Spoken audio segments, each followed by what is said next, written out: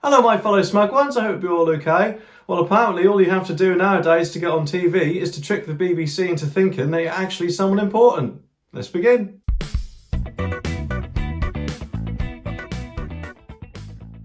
Okay, as many of you will know, I don't have a dedicated upload schedule, so the best way to see my videos as soon as I put them online is by clicking that subscribe button and notification bell. Okay, this story is from the Daily Mail and it says the BBC is tricked into airing bogus interview with man claiming to be Senator Cory Booker in what appears to be a deliberate hoax.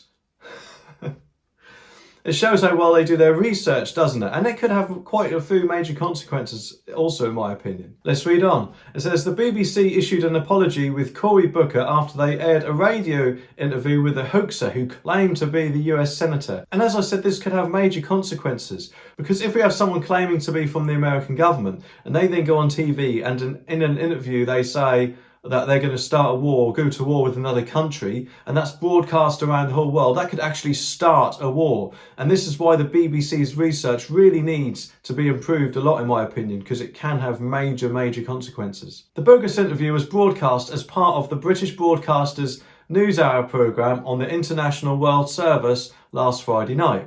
During the chat, the person posing as the senator discussed US relations with Saudi Arabia, one day after President Biden ordered an airstrike on the country in a bid to target Iranian-backed militias. So can you then see, if he'd have then said, well, we're next going to attack another country, that could have further escalated things. It also makes me wonder what sort of ID checking process goes on. I mean, did they just take him at his word? Yes, I'm the senator, let me on please. Or did he actually have to provide some sort of ID? And if he did have to provide the ID, it clearly obviously wasn't genuine, was it? So they probably don't check the IDs that well, do they? I wonder if it could be something like this. Hello, you're obviously appearing on our news network. We are one of the major broadcasters in the UK, so I just need to get your name. My name is Arnold. Good, thank you very much. How would you like to see some ID? Why would we ask for them?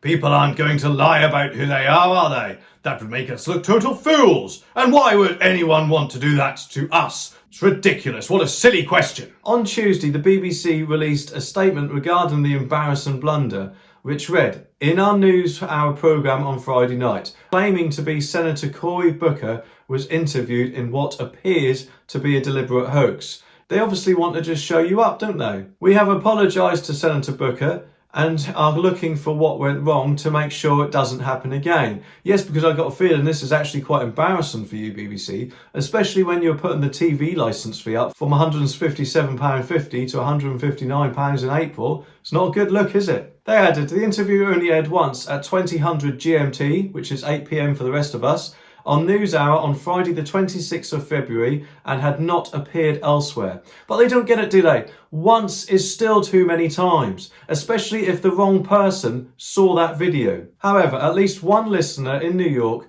took to Twitter on Friday and they say, listening to the @BBC NewsHour on @WNYC canned, trying to figure out who they did an actual entire interview with someone they introduced as Senator Cory Booker.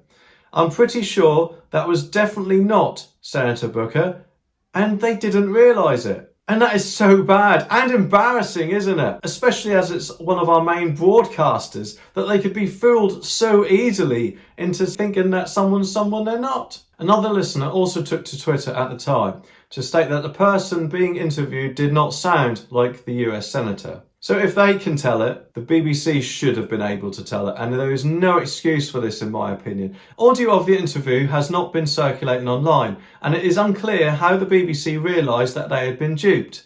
But to be honest with you, leaks happen all the time. So surely it's just a matter of time before that is leaked online.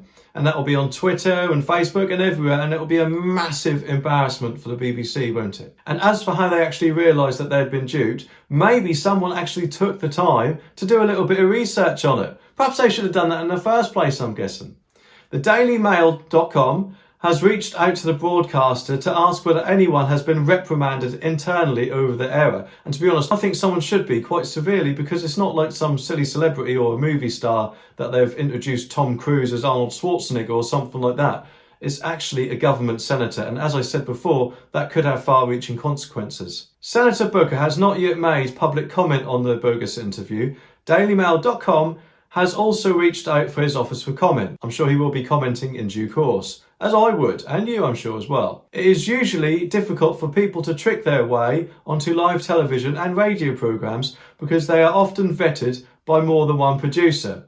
Makes you wonder if this producer was a bit drunk, doesn't it? However, the incidents do happen from time to time. Just 2 months ago, an animal rights activist managed to appear on Maria Bartiromo's, I hope I pronounced that right, sorry if I didn't, Fox Business Network programme, pretending to be the CEO of meat company Smithfield Food. Well, I should imagine that went down well, didn't it?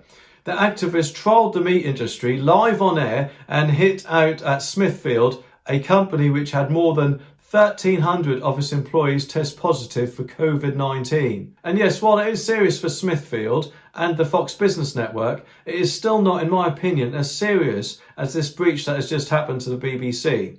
I know Fox is one of the major news networks in the US, and obviously the BBC is one of our major news networks, but they're two different type of people, as I said before. One's just an employee from a meat factory, however this one is a government senator. So this difference, in my opinion, still outweighs the meat activist a bit, doesn't it? And could have actually started something like World War III. I mean, admittedly that is far-fetched, but it could have possibly happened. Anyway, let me know what you think.